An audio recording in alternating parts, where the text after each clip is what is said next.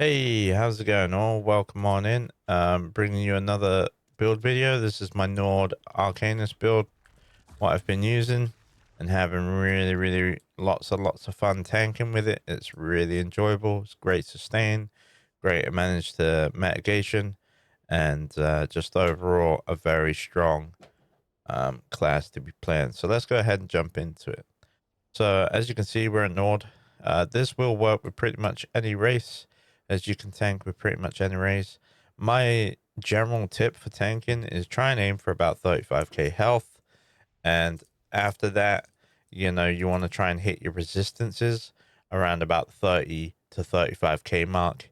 If you can get around them sort of resistances with that sort of health, you will be absolutely fine.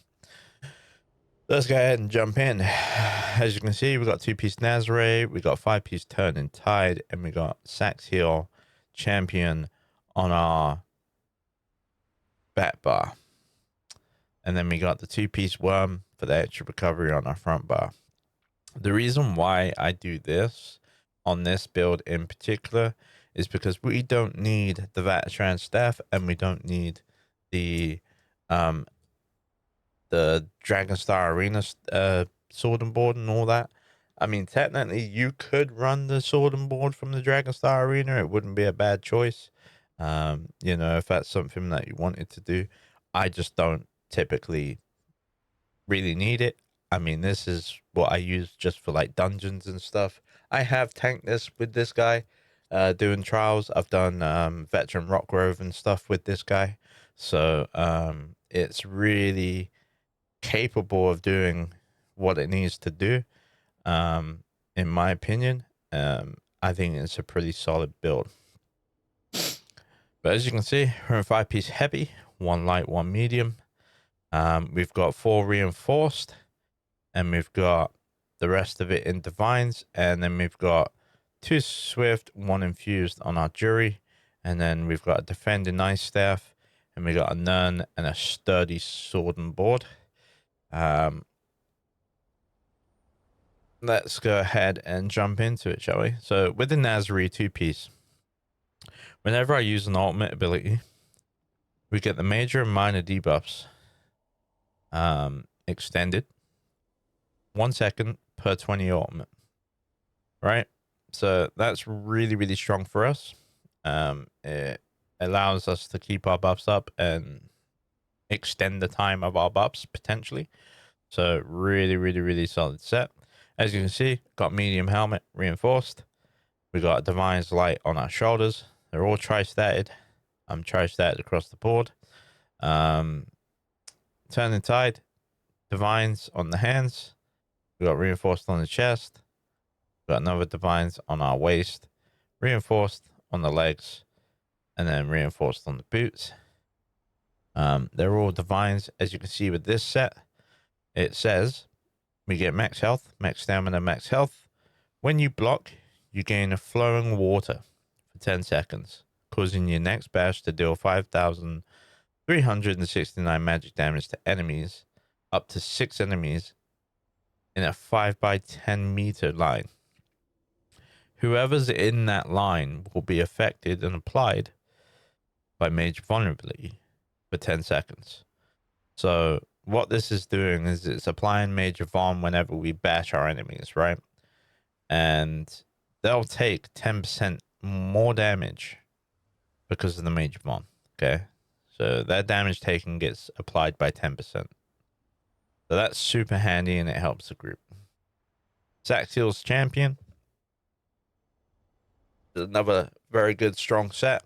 Let me switch bars so it looks better. So this is just on our back bar. We don't want this on our front bar. We always just want this on our back bar so we could proc it. But as you can see, we've got Max Magicka,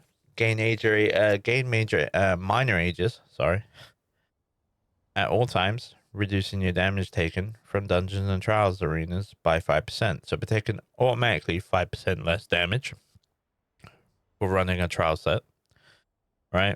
And then we gain more max stamina.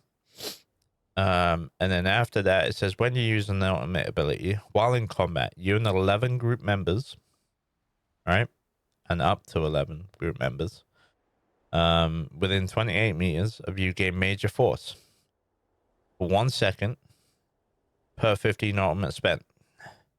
So like I said, because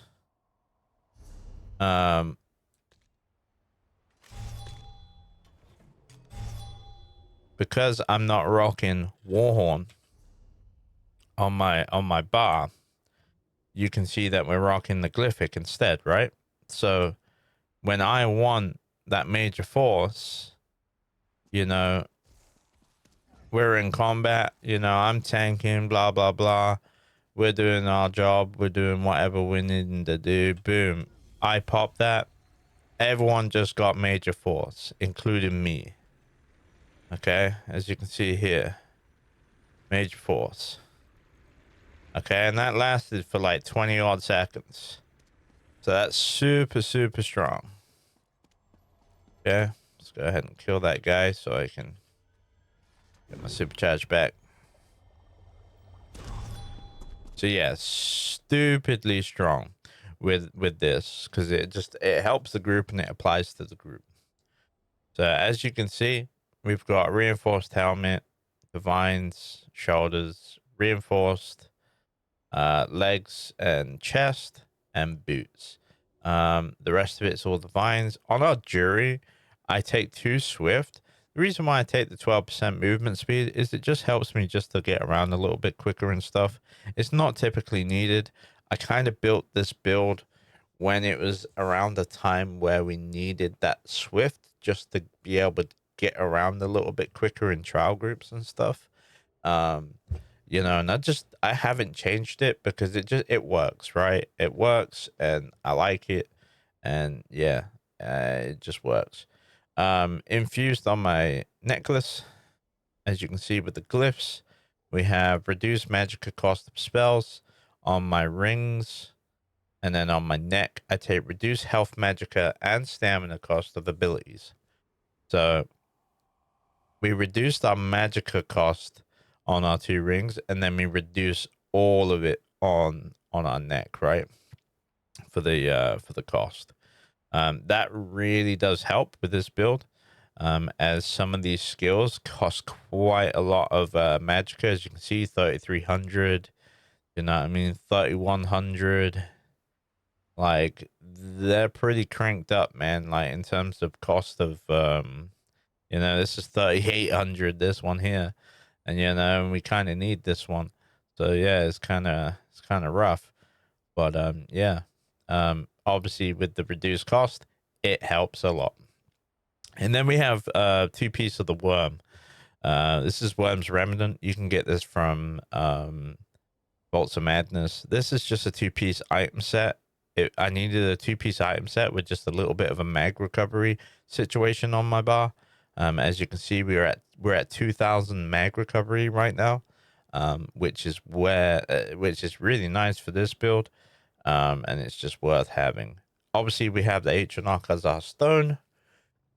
Because I'm at max resistance cap, I don't need to run the lady. If you were sacrificing a bit of that and you were losing out on a bit of that, I would rock the lady. But yeah, with this and with our race and stuff, we don't need it. So hop into race rule passes real quick just to show you what the Nord gets. Obviously, we get the increased duration of any consumed drink by 15 minutes. So that helps us with our food. And then we got max health by 1,000, frost resistance by nearly 5k, and then we got increased stamina. And then whenever we take damage, we gain 5 ultimate, which really helps with the build too.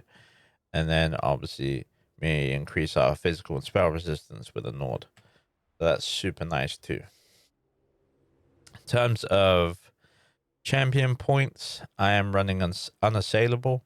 Unassailable just reduces my damage taken by area effects by 6%. Super nice.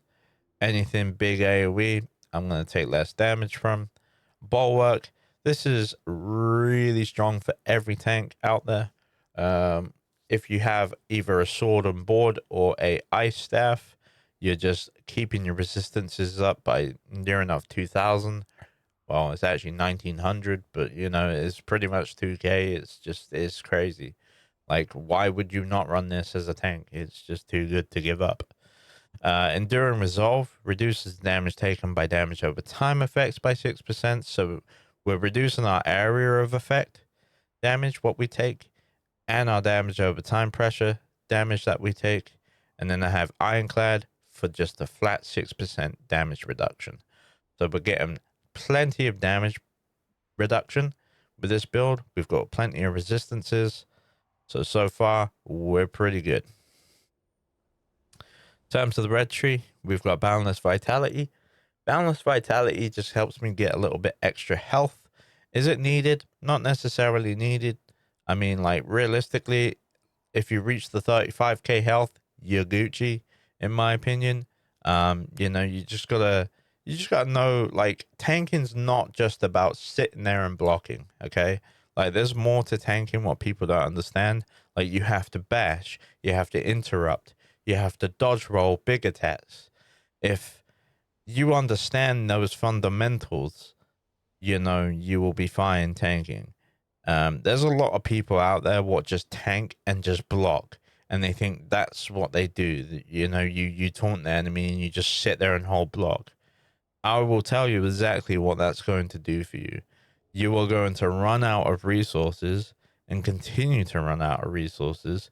And if you've not got a healer what's willing to give you an orb or to give you a thing, yeah, you may want to put in a heavy attack here and there, but either way, that's just you're punishing yourself by doing that. Okay, understand the fundamentals of tanking. Understand that you have to dodge roll. You have to heal yourself. You have to know what to block and what not to block and what to dodge roll and what not to dodge roll. You know, you have to get interrupts. Like, it all is part of the core fundamentals of being a tank, right? It's no different to a healer. You don't see a healer just spamming one move. You know, if he's just sitting there spamming one move, he's not a healer. He's just hitting one button. Okay? Like, there's a rotation to healing.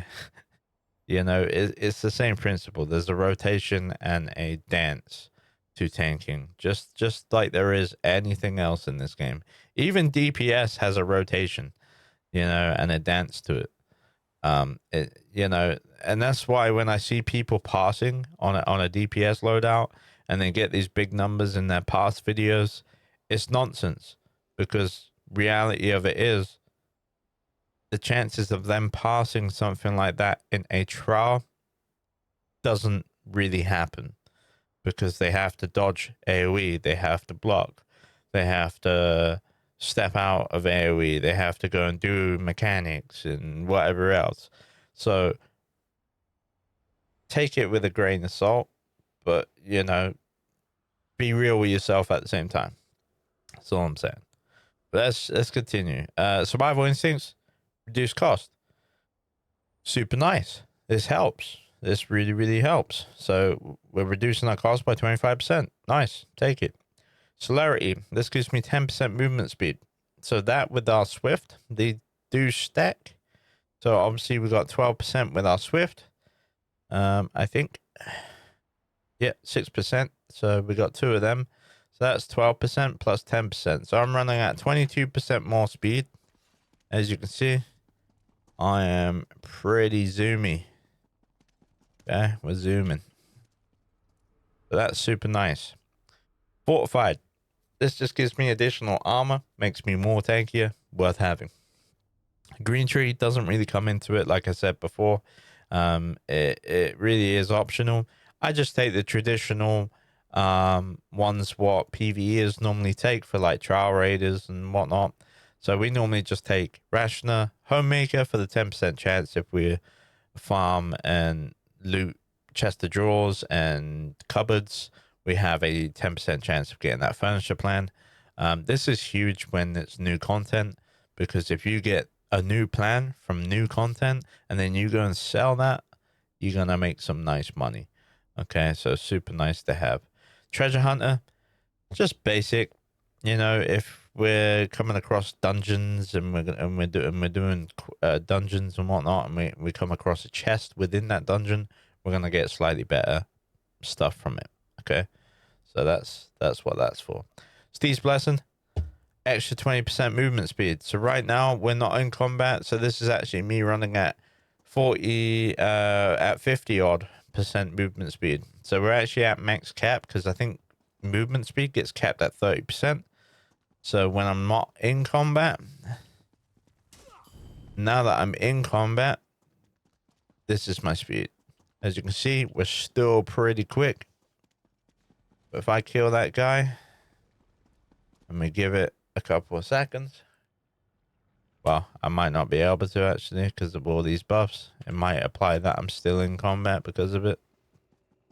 I don't know. It might not. But either way, when we're in combat, we won't get this 20%. So when we're in combat, we're only going to be at 22% movement speed. When we're out of combat, we're at 42% movement speed. So we're pretty quick and zoomy, dude. You know, super nice. I'm pretty sure we've covered all that. Let's jump into the skills. I will do the skills on this page as it's a little bit better, as I can hop into things and do other things. So obviously I was saying at the start, I don't even know if I mentioned that at the start actually. So normally people would run a Vatran sword and board or something like that, right? On them lines, because they would want to be able to AoE pull. We don't need that on an Arcanist because we have Rune of Displacement. Rune of Displacement is really great, okay? Because it pulls all the enemies. You put it on one guy and it pulls all of them in, okay? So that's super nice to have.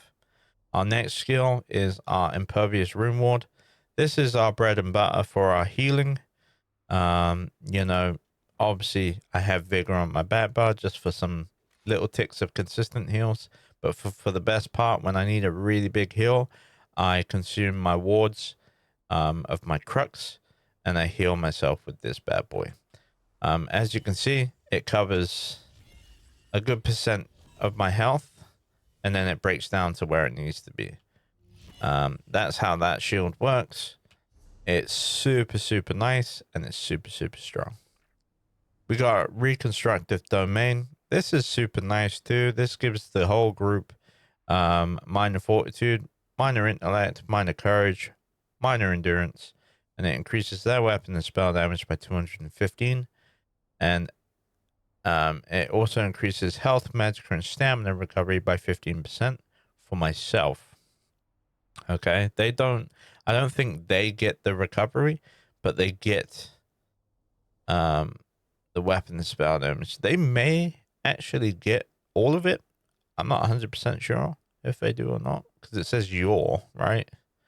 I'm not 100% sure if they do or not. But either way, they're getting heals from this. Okay, so either way, they're getting heals. As you can see, it's ticking us with the heals, right? We're getting them heal ticks. Super nice. As you can see, my weapon and spell damage went up. You know, super nice.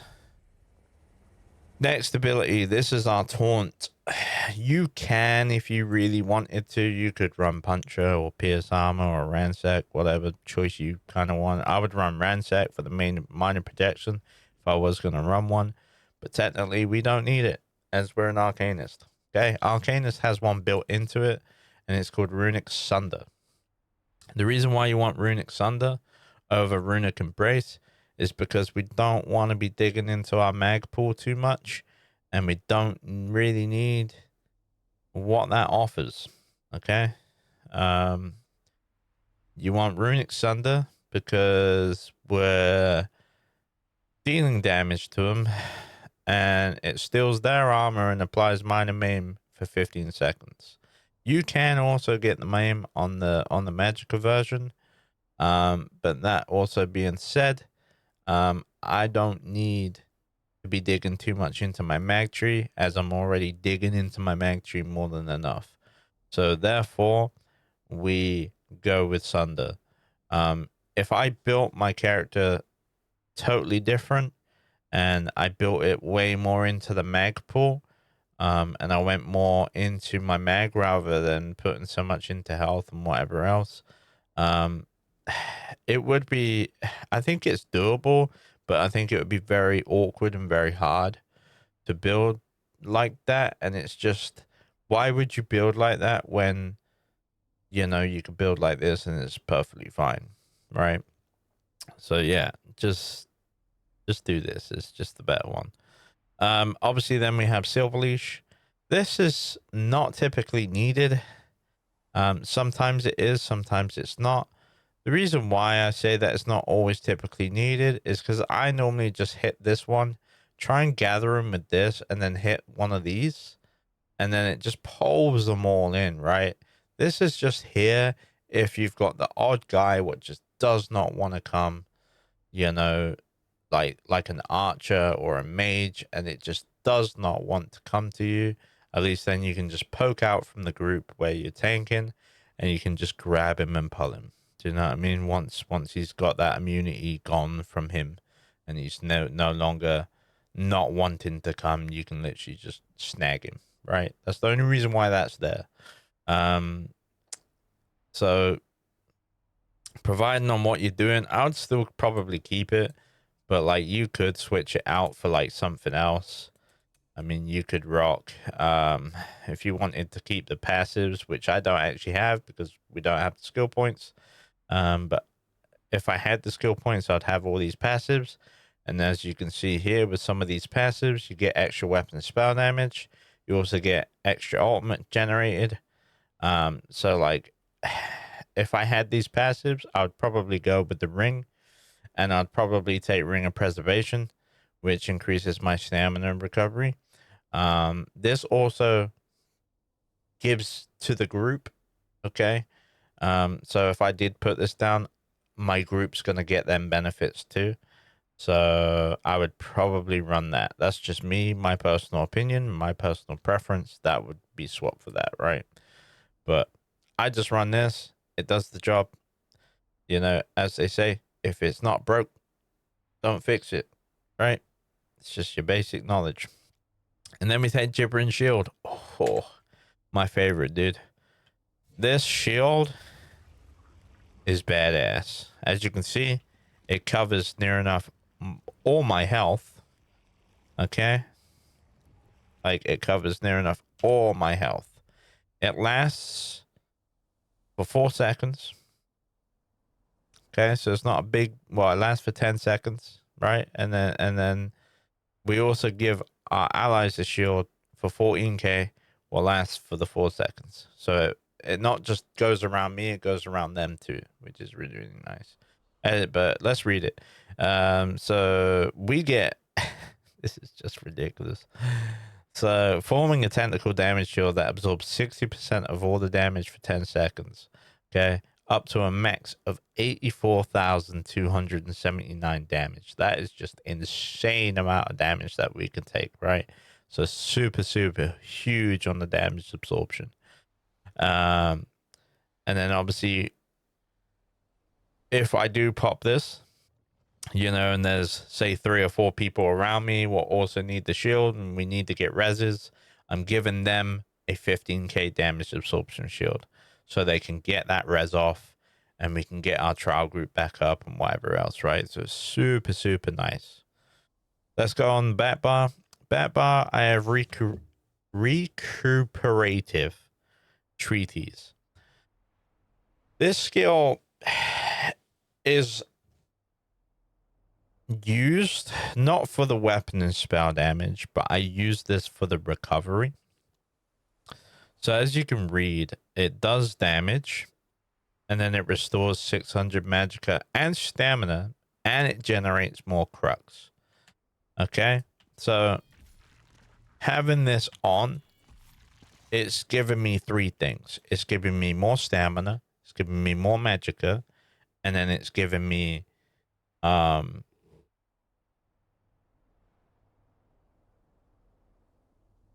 it's giving me crux. Okay, so we can get generated crux, so we can then, you know, have crux for our big heal, what we need. vice versa, right? Obviously, Blockade of Frost, standard, super nice to have. This also adds Minor Breach to the group, to the enemies, so it allows our group to do more damage as the enemies have been Minor Breached. It's really, really nice. Obviously, Crux Weaver armor. This is our bread and butter. This goes in hand with this. It's another way to generate Crux, and also we're getting that extra armor. This also does Minor Breach too, so technically we don't really even need this. I just take it for the slow at that point, you know, which is 40% movement, slow reducement speed. So yeah, but you kind of want Crux Weaver. One, it's good for the armor. As you can see, our armor went up to a little bit, you know, and then if I pop the vigor on top of that, it goes up again, as this is a major resolve and this is armor, right? Yeah, this one's major. So Crux is major and vigor's minor. So yeah, super, super nice. Obviously, next skill, resolve and vigor, gives us health and it gives us minor resolve. Our last one, this is Rune Guard of the Still Waters. This is really, really nice as well. This is also a minor resolve. I don't take it for the minor resolve though. I take it for the last trait, and I also take it for the protection. So it gives me minor protection for 20 seconds, reducing my damage taken by 5%. So we're actually getting our minor protection anyway with this. Hence why we don't need Ransack, right? So we're getting minor protection here. But I take it for this, which is the first time you are damaged below 50% health, the minor protection is consumed to heal you for 11.8k, scaling off of your max health. As we know, I've got 38k health, so I'm getting that whole heal. So that 11.8 is my heal what I get. Okay, so super, super strong. To have that there, and I drop below 50% health, and if they attack me, that goes up, it disperses, and I get that huge, huge heal. And then obviously our glyph, like I said before, this is just increasing our group's weapon and spell damage and healing them. But because we are running 5-piece Sax Heal Champion on our back bar, we're giving them all that major force too. So it's super, super nice. Most of the time, I'm dropping this glyph. I only really use Jib if we need to get reses, or if it's a certain boss where it's like, I kind of need that, right? Where it's like say for example in Balsanar, like say for example we're in Balsanar and we're killing that bug creature. He'll do the 3 beams from the sides of the rooms. I think it's 4. He does 4 beams on hard mode. And he'll do it from all the angles, right? And for us as a tank, all we can do is just sit there and block and mitigate all that crap. So for me, I make sure that I'm fully buffed up with all this, you know, and I'll take a good amount of damage. And once I start getting to that point where it's like, oh crap, I'm not going to survive, I'll hit my gibbering shield, and then that carries me through it. So yeah, that's pretty much it. That's pretty much the build. Go try it out for yourself. I hope you enjoy this one. I will see you all next time. I will put a written description down below, like before, and I will have it all nice and tidy for you all you guys. Enjoy the Arcainist Tank. Take care. All the best.